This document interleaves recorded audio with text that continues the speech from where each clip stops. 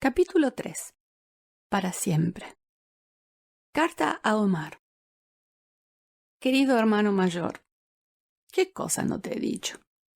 Tal vez no te he dicho que muchas veces me preocupo por ti, que no me alcanza a saber que eres un lobo de la calle.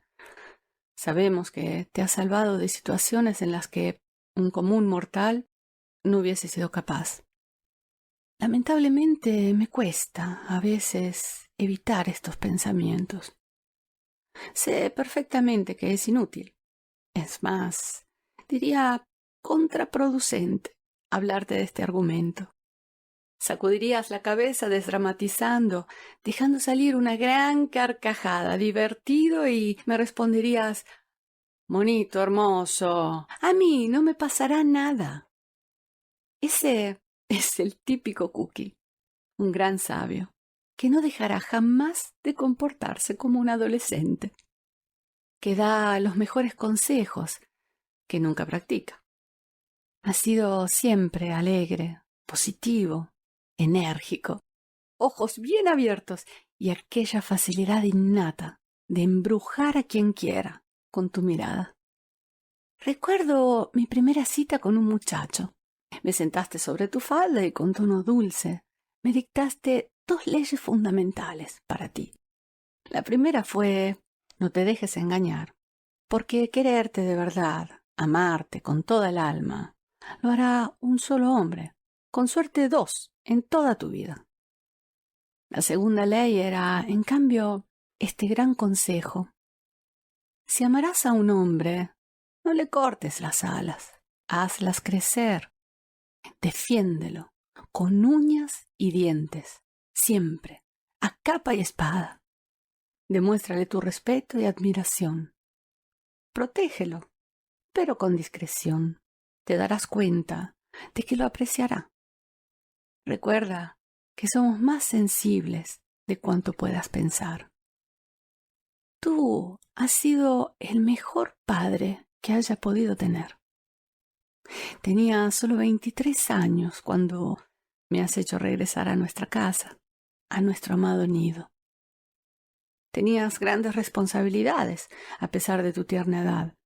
La energía que absorbía el haber formado una nueva familia, con tu mujer, vuestros pequeños hijos, 2 trabajos. No dudaste ni siquiera por un momento. Y uno a la vez nos has hecho regresar al nido. Has tenido cuidado de nosotros como de ningún otro. No te has impuesto, jamás. Nos has siempre explicado, dándonos la responsabilidad y la libertad de decidir por nosotros mismos. Confiabas en nosotros, creías en nosotros. Este es el mejor regalo y la mejor enseñanza que puede ofrecer un padre. Yo no tengo nada que perdonarte, solo que agradecerte. Tú ya lo sabes, pero quiero que quede negro sobre blanco. Quiero que el mundo entero sepa cuánto bien puede hacer un hermano cuando logra compensar la ausencia de un padre, como tú has sabido hacer con nosotros. Sé que si te pidiera perdón por haber sido un adolescente difícil, te me reirías en la cara diciéndome: monito, basta de decir estupideces, ya eres grande. Nuestro amor es infinito, Cookie, puro, grande, eterno, inexorable, más fuerte que la distancia que nos separa. Lo confirmamos cada vez que sentimos nuestras voces al teléfono, cuando sentimos nuestros corazones latir fuerte y nuestros ojos se empañan por la emoción. Fuimos creados por la misma historia de amor. Lo que existe entre nosotros, nada, ninguno lo podrá cambiar. Te quiero mucho. Monita.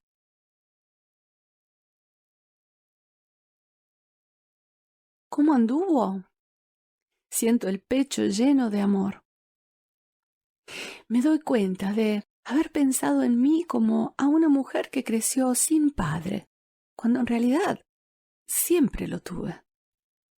Estaba convencida de haber proveído siempre a mí misma.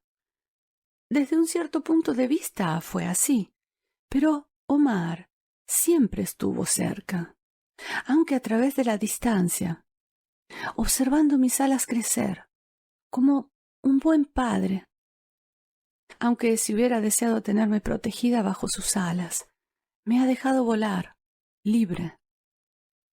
Este razonamiento me lleva a la conclusión de que he sido yo a querer caminar en soledad, porque un padre siempre lo he tenido, el mejor padre del mundo.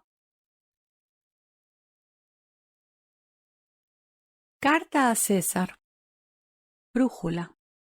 Tú eres mi brújula. Cuando éramos pequeños y tenía miedo de atravesar la calle, me tomabas de la mano y antes de llegar a la acera me la soltabas para que pudiera hacer mis últimos pasos por mí misma hacia la meta. Aplastabas con coraje las arañas que tanto me asustaban. Me enseñaste a leer, recostado a mi lado cada noche. Con gran paciencia me explicabas el sonido de cada letra que componía el título de mi primera fábula, Cenicienta. Comenzaste a hacerlo cuando comenté que estaba preocupada, porque papi tenía la intención de que aprendiera a leer antes de que comenzara la escuela. Has sido tú a enseñarme los primeros movimientos de karate cuando te dije que habría tenido mi primera cita romántica. Has sido tú a secar de mis mejillas las primeras lágrimas de desilusión. Hoy mismo, en nuestro presente, corro a telefonearte cuando me siento perdida, cuando siento que el control se escapa de mis manos, cuando la razón se esconde y los impulsos tratan de dominarme, cuando el océano se agita, cuando llega el huracán, llegas tú y se realiza la magia. El viento se detiene, el agua se calma, como si encontrara un oasis en medio del desierto, reencuentro la serenidad y el bienestar. Tu voz tibia me explica que sin dudas lo lograré. Me conoces más de lo que pudiera conocer a mí misma. Eres mucho más que un hermano. Eres mi brújula. Tú sabes recordarme que cada uno de nosotros tiene el poder de retomar su vida entre sus manos, cada día. Monito ofuscado, eres un monito ofuscado, me decías entre risas, cada vez que el juego de la lucha se ponía serio. Yo propinaba patadas y puños y tú gozabas, porque eras mucho más grande y fuerte que yo. Me provocabas para hacerme desahogar y también por diversión. Todo ha sido dicho entre nosotros, hasta en silencio. Me has hecho entender que necesito solo un poco de tiempo para lograr mostrarme así como soy. Mostrar al mundo cuando se podrían sorprender y encantar. Esta vez voy a seguir tus instrucciones. Necesito hacerlo antes de que se termine mi tiempo. Al menos nos divertiremos.